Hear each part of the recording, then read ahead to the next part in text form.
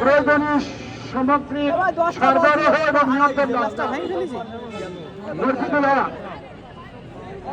বলটা আমরা পাচ্ছি না। আরো ছেলে মেয়েদের দেখো, আমাদের যাবতীয় প্রয়োজনীয় সামগ্রী সরবরাহ এবং নিয়ন্ত্রণ রাখতে হবে।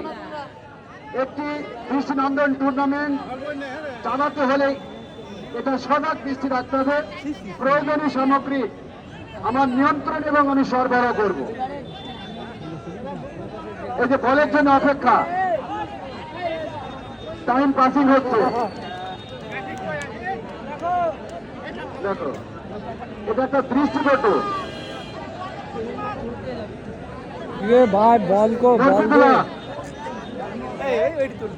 দুটা বলই চলে গেছে, একটা সিলেক্ট দিয়ে